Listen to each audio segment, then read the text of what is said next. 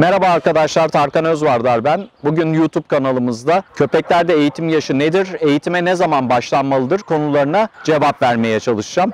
En başta şunu düşünmemiz çok önemli. Bir köpek evimize geldiği andan itibaren, yani köpekle dostluğumuz, diyalogumuz başladığı andan itibaren eğitim ve yönlendirme başlamış demektir. O yüzden köpeklerde eğitim yaşı 2 aydır, 3 aydır, 5 aydır gibi bir yaklaşımda bulunmak çok fazla doğru olmaz. Yani köpek eve geldiği andan itibaren yapacağınız tüm manipülasyonlar köpeğin eğitilmesi yönünde yapılacak olan manipülasyonlardır. Dolayısıyla eve geldiği anda köpeğin eğitiminin başlaması gerekiyor. Ne gibi? Bir köpeği yalnızlığa alıştırmak, odasına alıştırmak, kafese alıştırmak, tasmaya alıştırmak, kayışa alıştırmak, aranızda interaktif diyalog kurmaya alıştırmak, ödül mentalitesini köpeğe öğretmek, doğru davranışlarını pozitif yönlendirmek, bunların hepsi aslında eğitimin birer parçası. Dolayısıyla köpek eve geldiği anda eğitim başlamalıdır. Şöyle bir mantık oluşturmamak gerekiyor. Tabii ki bazı prosedür eğitim programlarının oluşturulabilmesi için köpeğin belli bir mental ve ortopedik yeterliğe ulaşmış olması gerekiyor. Tıpkı insandaki gibi düşünün. İşte belli bir yaşa gelmeden ilkokula başlayamıyorsunuz. Bunun sebebi kişinin, yani çocuğun mental ve fiziksel olarak o eğitimin ağırlığını ya da o sistemin ağırlığını kaldırabilecek dayanıklılıkta olmasını sağlamaktır. İşte görev köpeklerinde de bazı görevlerin, özelleşmiş görevlerin çalıştırılması ve eğitimi belli yaşlar sonrasında oluşturuluyor. Ama genel açıdan baktığımızda köpek eğitimi köpek eve geldiği andan itibaren başlıyor. Yani anne ve kardeşlerden ayrılıp eve geldiği. Aslında çok daha öncesine bakarsak köpek zaten doğduktan sonra 12. 16. günler arasında gözleri ve kulakları açıldıktan sonra, yani duymaya başladıkları ve görmeye başladıkları andan itibaren iletişime geçiyorlar. Hem türdeşleriyle, yani kardeşleri ve annesiyle, hem de onları manipüle eden insanlarla iletişime geçiyorlar ve dolayısıyla aslında hayat anlamında eğitim o andan itibaren başlıyor. Annenin öğrettiği birçok beceri var köpeğe, birçok alışkanlık var. Kardeşlerinden öğrendiği birçok beceri ve alışkanlıklar var. Dolayısıyla köpeklerin eğitimleri aslında dünya ile iletişimleri ve çevreyle iletişimleri başladığı andan itibaren başlıyor. Biliyorsunuz köpekler doğduğu zaman belli bir güne kadar, yani 12. günle 16. güne kadar sadece emme refleksleri ve sürünme refleksleri var ve koku alma duyuları çalışıyor. O da memeyi bulma hedefli olarak. 12. 16. günler arasında kulaklar ve gözler açıldıktan sonra iletişim başlıyor. Dolayısıyla öğretiler başlıyor. Burada hiyerarşik kavramlar, kardeşler arasındaki baskınlık mücadeleleri özellikle hareketlenmeye başladıktan sonra hepsi iletişime geçmeye başlıyor birbiriyle ve öğrenmeye başlıyorlar. Anne, örneğin yavrular birbiriyle oynarlarken ya da anneyle oynarlarken şöyle bir örnek vereyim. Örneğin anne kuyruğunu sallar, yavru onu av dürtüsüyle takip eder. Sonra birden atlayıp annenin kuyruğunu ısırır ya da kulağını ısırır. Eğer biraz dozunu aşarsa, yani ağız ayarını doğru yapamaz ve annenin canını acıtırsa anne hemen onu uyarır. Ve bu bir öğretidir. İşte ısırmanın baskılanması davranışı dediğimiz davranış köpeklerde kritik sosyalizasyon döneminde daha çok annenin manipülasyonlarıyla öğretilen bir şey. Bu da şunu gösteriyor bize: köpek dünyaya geldikten ve dünya ile iletişimi başladıktan sonra aslında eğitim başlıyor. Anne ve kardeşlerden ayrıldıktan sonra da yeni bir oryantasyon, yeni bir hayata geçen köpek aslında başka bir evreye geçtiği için o dönem içerisinde ona eğitim yönünde ya da yeniliklerle karşılaşma yönünde yardımcı olmamızı gerektiriyor. Bu da şu doğruyu doğuruyor: köpek eve geldiği andan itibaren bir eğitim süreci başlıyor.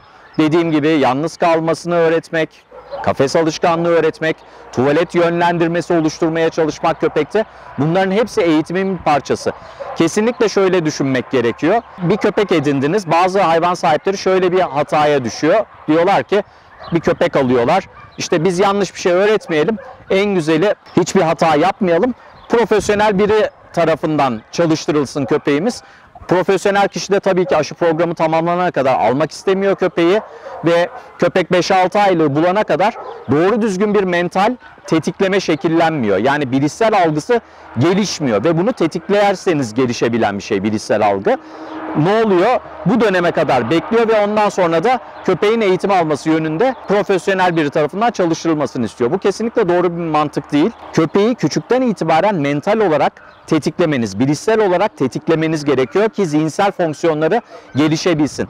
Birçok hayvan sahibi hata yapma endişesi içerisinde oluyor. Yanlış bir şeyler yaparım, köpeği yanlış yönlendiririm diye. Yapabileceğiniz tek bir yanlış var. Köpeği travmatize etmek, dövmek, hırpalamak veyahut da işte kulaktan dolma bilgilerle köpeği strese sokacak davranışlar içerisine girmek. Bunun haricinde yapacağınız tüm manipülasyonlar köpekle aranızda iletişim kurulması yönünde her zaman pozitif sonuç veren şeylerdir. Travmatize etmedikten sonra, baskı sistemi oluşturmadıktan sonra, fiziksel bir şiddet uygulamadıktan sonra yapacağınız tüm diyaloglar köpeğin mental gelişimi açısından önemli hamlelerdir. Tıpkı şunun gibi düşünün. Biz nasıl şunu demiyorsak bir çocuğumuz olduğunu düşünelim insan olarak ve şöyle bir mantığımız yok. İyi, çocuğa yürümeyi de öğretmeyelim, konuşmayı da öğretmeyelim. Nasıl olsa ilkokula başlayacak, 6 yaşında ilkokula gider. Orada öğrenir konuşmayı da yürümeyi de diye bir mantık içerisine girersek o zaman hata yapmış oluruz. Nasıl böyle bir şey yapamıyoruz? Çocuğumuza konuşmayı da öğretmeye çalışıyoruz. Bebeklik döneminde yürümeyi öğretmeye çalışıyoruz. Aynı evreler köpek için de geçerli. Dolayısıyla köpek eve geldiği andan itibaren mental tetiklemelerin yapılması gerekiyor.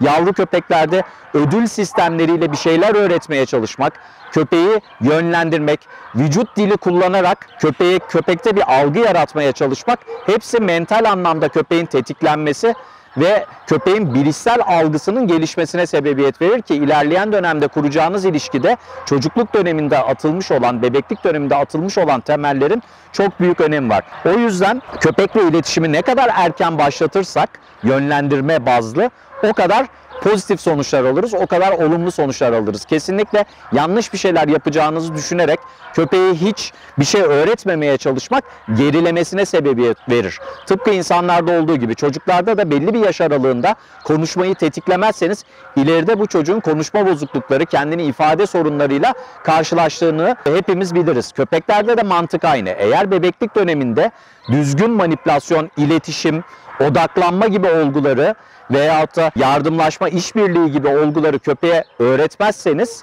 veyahut da bu yönde bir yönlendirmeniz olmazsa ilerleyen dönemlerde bir şeyler öğretmeniz çok daha güç olabilir. Köpeğin algılaması çok daha güç olabilir. Köpeğin eğitimi ve yönlendirilmesi siz köpeği edindiğiniz andan itibaren başlar ki aslında en önemli süreç bu süreçtir. Çünkü köpek bambaşka bir dünyaya geçiş yapmıştır. Anne ve kardeşlerle olan dünyasından kopup tamamen sizinle bağdaşık bir yaşantı modeline geçmiştir. Bu dönemde yapacağınız yardımlar, yönlendirmeler en önemli zamandır. O yüzden kesinlikle eğitimin yaşı şudur demek doğru değil. Bahsettiğim gibi bazı görev köpeklerinin görev yeterliliklerine ulaşması için belli bir mental ve ortopedik yeterlilik, bir fiziksel boyuta ulaşmaları gerekiyor ve fiziksel güce ulaşmaları gerekiyor. Bir de tabii ki ortopedilerinin düzgün tamamlanıp bazı zorlu örneğin engel parkurlarını aşması için köpeğin belli bir yaşa gelmesi ve ortopedik anlamda güçlenmesi beklenir.